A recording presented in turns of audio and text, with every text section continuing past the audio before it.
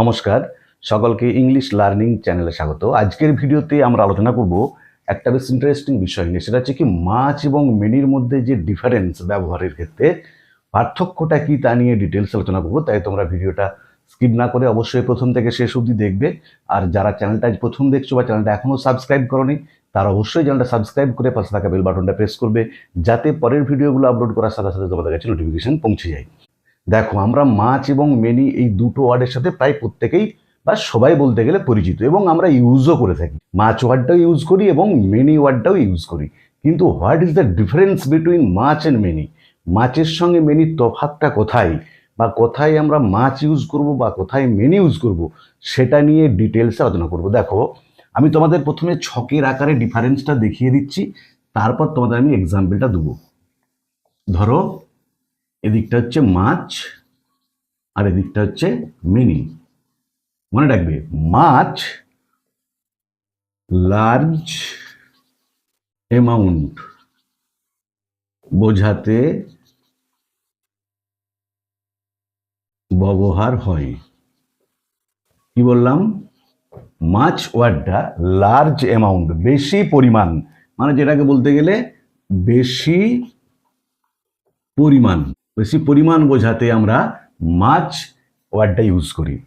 অপরদিকে মিনিটা হচ্ছে large number, মানে বেশি সংখ্যা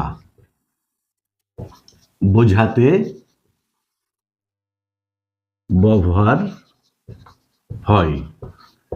তাহলে প্রথম যেটা ডিফারেন্স, মাছ হচ্ছে লার্জ অ্যামাউন্ট, বেশি পরিমাণ বোঝাতে ব্যবহার হয়, আর মেনি হচ্ছে লার্জ নাম্বার, বেশি সংখ্যা বোঝাতে ব্যবহার করা হয়। দ্বিতীয়ত দেখো,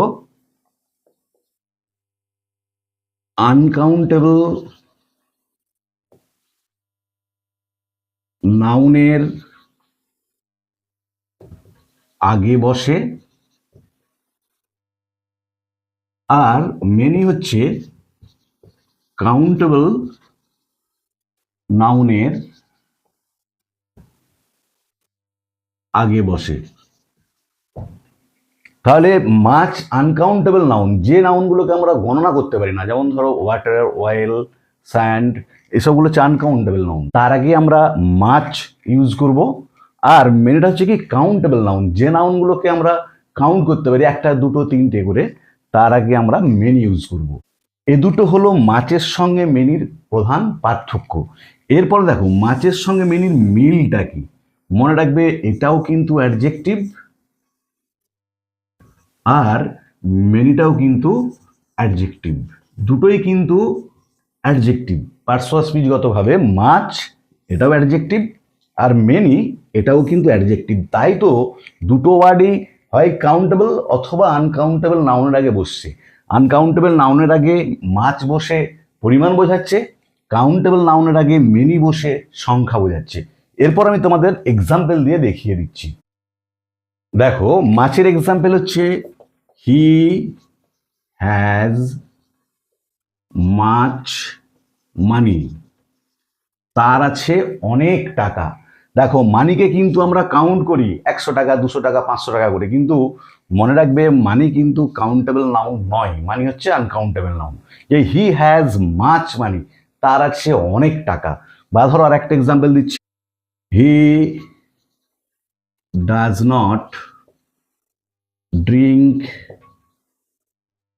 মাচ ওয়াটার। কি বললাম? He does not drink much water, সে বেশি জল পান করে না। তাহলে দেখো, ওয়াটার এটা একটা আনকাউন্টেবল নাউন আমরা জানি, তার আগে আমরা মাছ ব্যবহার করলাম বেশি বোঝাতে, যদিও এখানে নেগেটিভ সেন্স ইউজ হয়েছে। Does not drink much water মানে বেশি জল পান করে না, বেশি পরিমাণ জল খায় না। দেখো, আরেকটা হচ্ছে there is not much oil in the jar. কি বললাম? There is not much oil in the jar, জারটার মধ্যে বেশি তেল নেই। দেখো, এই মাছ অয়েলটা আনকাউন্টেবল নাউন, তার আগে পরিমাণ বোঝাতে আমরা মাছ ইউজ করেছি। আর মেনির ক্ষেত্রে ধরো, হি হ্যাজ মেনি ফ্রেন্ডস, তার রয়েছে অনেক বন্ধু। দেখো বন্ধুটা কাউন্টেবল নাউন, একটা দুটো পাঁচটা দশটা কুড়িটা, তাহলে কাউন্টেবল নাউনের আগে আমরা মেনি ব্যবহার করলাম, যে তার রয়েছে অনেক বন্ধু। বা ধরো আই স্পেন্ড মেনি ডেজ দেয়ার, কি বললাম, আই স্পেন্ড মেনি ডেজ দেয়ার, আমি সেখানে অনেক দিন কাটিয়েছিলাম। দিনটা কিন্তু কাউন্ট করা যাবে, একদিন দুদিন 100 দিন 200 দিন, 1 বছর 2 বছর। তাহলে এই দেখো ডেজ, এই নাউনটার আগে আমরা মেনি অ্যাডজেক্টিভটা ব্যবহার করলাম, কারণ ডেজটা কাউন্টেবল, ফ্রেন্ডসের ক্ষেত্রেও তাই, ফ্রেন্ডসটা কাউন্টেবল, তাই তার আগে আমরা মেনি অ্যাডজেক্টিভটাকে ইউজ করেছি। আরেকটা এক্সাম্পল দিচ্ছি, দেখো we saw many animals in the zoo, কি বললাম, we saw many animals in the zoo, আমরা চিড়িয়াখানায় অনেক পশু দেখেছিলাম। দেখো পশু গোনা যাবে, একটা দুটো পাঁচটা দশটা করে, তাহলে চিড়িয়াখানাতে আমরা অনেক পশু দেখেছিলাম। অ্যানিমেলসটা যেহেতু কাউন্টেবল নাউন, তার আগে আমরা তাই মেনি অ্যাডজেক্টিভটা ইউজ করলাম। তাহলে আজকের ভিডিওতে আমরা আলোচনা করলাম দুটো অ্যাডজেক্টিভ, দুটোই কিন্তু অ্যাডজেক্টিভ, মাছও অ্যাডজেক্টিভ, মেনিও অ্যাডজেক্টিভ। দুটো অ্যাডজেক্টিভের ব্যবহারের ডিফারেন্স কি, মাছ মানেও বেশি, মেনি মানেও বেশি, কিন্তু কোথায় মাছ ব্যবহার হবে আর কোথায় মেনি ব্যবহার হবে তোমাদের আমি উদাহরণ সহ ডিটেলস আলোচনা করে দেখিয়ে দিলাম। ভিডিওটা ভালো লাগলে তোমরা অবশ্যই লাইক শেয়ার ও কমেন্ট করে জানাবে। আর যারা চ্যানেলটা আজ প্রথম দেখছো বা চ্যানেলটা এখনো সাবস্ক্রাইব করোনি, তারা অবশ্যই চ্যানেলটা সাবস্ক্রাইব করে পাশে থাকা বেল বাটনটা প্রেস করবে, যাতে পরের ভিডিওগুলো আপলোড করার সাথে সাথে তোমাদের কাছে নোটিফিকেশন পৌঁছে যায়। ভালো থেকো সকালে, ধন্যবাদ, দেখা হবে পরের ভিডিওতে।